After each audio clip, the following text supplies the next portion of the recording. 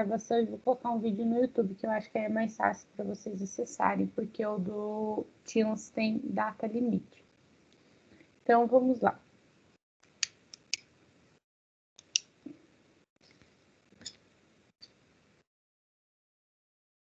Pessoal, primeiro, essas transformações, elas são transformações que a gente trabalha tanto em química quanto em física. Como eu ministro esse ano as duas disciplinas, eu decidi dar esse conteúdo em química. Quando eu não trabalho as duas disciplinas na mesma sala, o que eu faço? Eu peço para o professor de química trabalhar, porque o conteúdo de física no segundo ano, ele é mais extenso. Então, a gente divide assim. Primeira divisão que eu gostaria que vocês fizessem. Essa daqui. Essas três primeiras aqui, transformações, a gente vai trabalhar com cálculo. Essa última aqui é uma teoria. Então, eu vou falar primeiro sobre essa. A transformação adiabática é uma transformação que eu tenho uma transformação do objeto, mas eu não tenho troca de calor com o ambiente. Então, vocês podem colocar a adiabática não troca calor com o ambiente. Eu vou dar um exemplo para vocês de transformação adiabática, bem comum.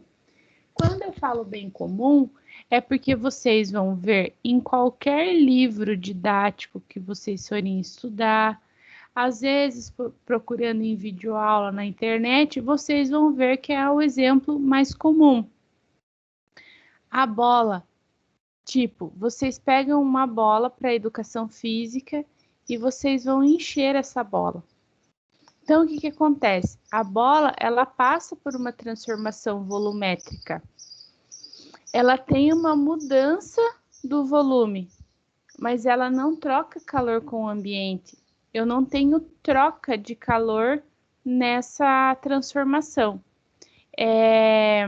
Eu aprendi assim na faculdade e isso fez com que eu não esquecesse mais. Meu professor dessa disciplina era o professor Vladimir, que também foi meu orientador de TCC. Parem na palavra adiabática.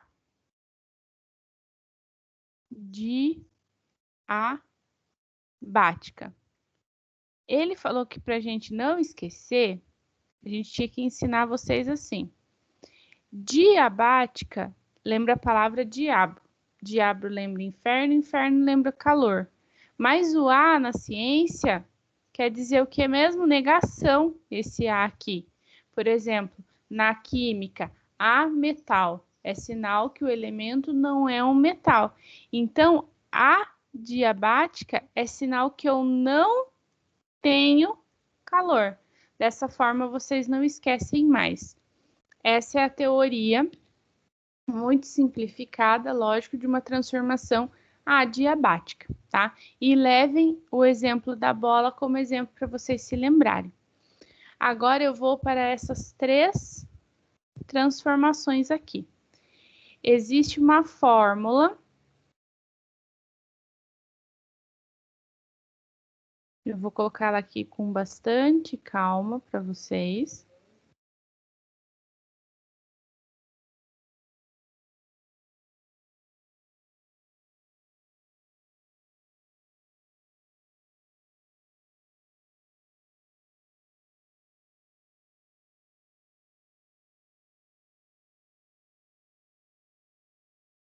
Essa é a fórmula base das três transformações. O que é uma fórmula base?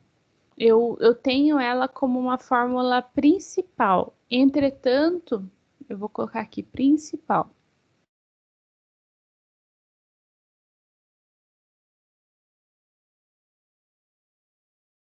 Entretanto, eu vou ter fórmulas derivadas. O que seria fórmulas derivadas? São fórmulas que elas vão partir da fórmula principal. Então, vamos na primeira transformação, transformação isovolumétrica. Reparem comigo, isovolumétrica. O volumétrica, vocês vão se lembrar do volume. O que significa isso? Significa que nesse momento, quando o exercício falar para mim, nessa transformação isovolumétrica, é sinal que o volume é constante. Então, o volume do objeto que eu estou estudando, ele não muda. Então, a minha fórmula derivada, quando eu tenho uma transformação isovolumétrica, é essa que eu estou fazendo agora, que é a primeira fórmula que eu estou ensinando, a primeira fórmula derivada. O que eu fiz aqui? É simples. Eu fui e tirei o volume daqui da fórmula. Eu não preciso do volume. Por quê? Porque a transformação isovolumétrica, o volume é constante. Lembra que o ano passado, no primeiro ano, quando eu ensinei física para vocês, eu falei que às vezes não vem a palavra constante no exercício? Sigla CTE, agora vocês vão utilizar essa sigla em química. Então, eu tenho volume constante. Essa é a primeira fórmula que eu quero que vocês se lembrem. P1 dividido por T1 igual P2 dividido por T2. Aí vocês podem estar se perguntando, o que quer dizer isso aqui, ó? Isso aqui é volume. Isso aqui é pressão.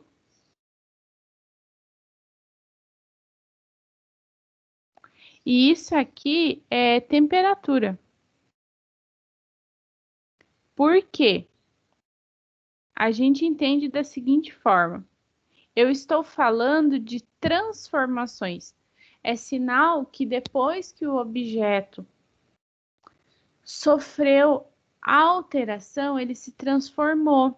O que faz um objeto sofrer alteração? A transformação na química ou na física. Ou ele sofre por pressão, ou ele sofre por temperatura, ou ele sofre por volume, ou ele sofre por pressão e temperatura, ou ele sofre só por volume e temperatura e não tem pressão. Então, o P1 quer dizer a pressão 1. Quer dizer a pressão antes da transformação. Então, é sinal que o P2 quer dizer a pressão depois da transformação. Volume 1, o volume antes da transformação. Volume 2, depois da transformação. Temperatura 1, antes da transformação. E temperatura 2, depois da transformação. Então, eu pego essa fórmula, a principal, e eu entendo o seguinte, que o lado esquerdo é antes das alterações e das transformações, e o lado direito é o depois. Certo? Então, essa é a primeira fórmula derivada. Então, se é isovolumétrica, eu vou lembrar da palavra volume. Então, se o volume é constante, eu posso tirá-lo da fórmula. Não importa para mim. Então, eu riscando o volume da fórmula, restam só pressão e temperatura. Essa é a primeira fórmula. Eu vou dar 1 minuto aí para vocês poderem copiar tanto a fórmula principal quanto a derivada para eu fazer a explicação das outras duas transformações.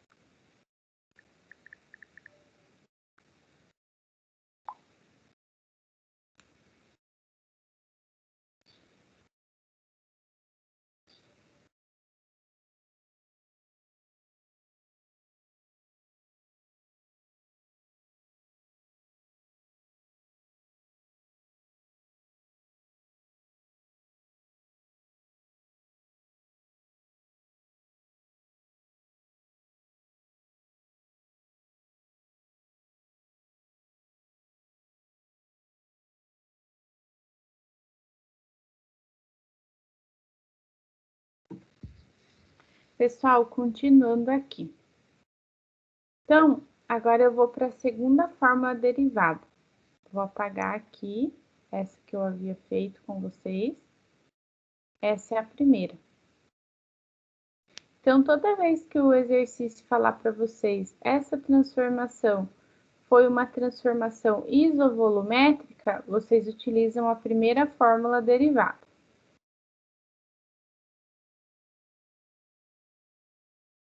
Agora, eu vou ensinar vocês a isotérmica. Talvez fique até mais fácil para vocês entenderem e consigam definir.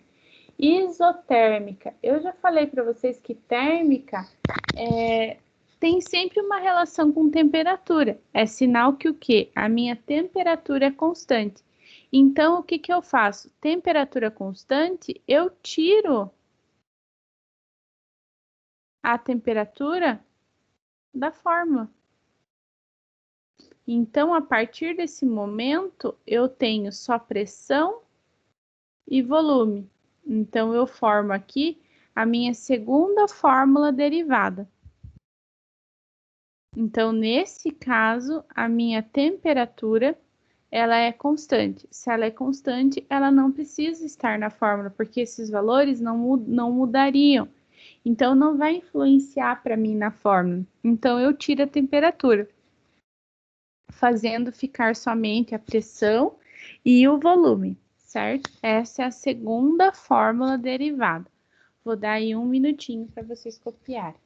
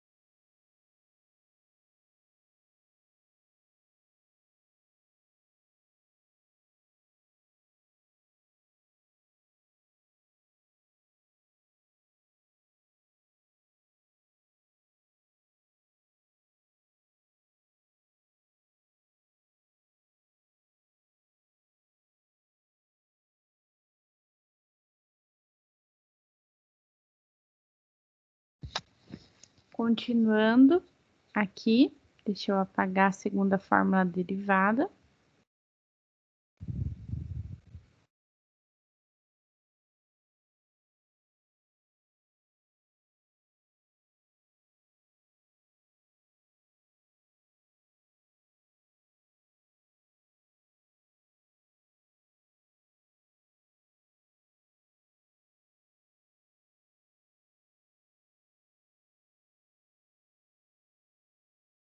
Agora, eu vou para a terceira fórmula. Eu sempre ensino nessa ordem para que vocês se lembrem. Isovolumétrica lembra volume, isotérmica lembra temperatura. Agora, isobárica. Se eu não tenho mais volume e nem temperatura para poder trabalhar como constante, então sobrou para mim a pressão. Então, a isobárica, a pressão é constante. Se a pressão é constante, ela não precisa estar na fórmula. Então, a partir desse momento, eu tenho a terceira fórmula derivada desse conteúdo. Então, nesse caso, a pressão é constante. Eu retirei ela da fórmula. Isobárica, daí vocês vão falar assim, nossa, mas da onde que tiraram essa palavra? Da onde deriva aqui que tem a ver com pressão? Lembre-se que o instrumento que mede pressão atmosférica é o barômetro. Daí que tem relação com o nome isobárica. Então, a partir desse momento, vocês aprenderam a fórmula principal das transformações que nós vamos trabalhar em química e as três fórmulas derivadas. Então, a partir do momento que eu me lembrar da fórmula principal, eu sempre aconselho vocês o seguinte: coloca a fórmula principal, como eu fiz aqui, pode ser num cantinho da folha, do caderno, dos exercícios que vocês vão fazer, só para se lembrar qual unidade de medida multiplica e qual unidade de medida divide. Faz a leitura do exercício, identifica qual unidade de medida é constante, se é a pressão, se é o volume, se é a temperatura. Retira ele da fórmula e faz o cálculo com a fórmula derivada. Essa é a explicação das fórmulas de transformações que vocês vão utilizar na matéria de Química a partir da semana que vem.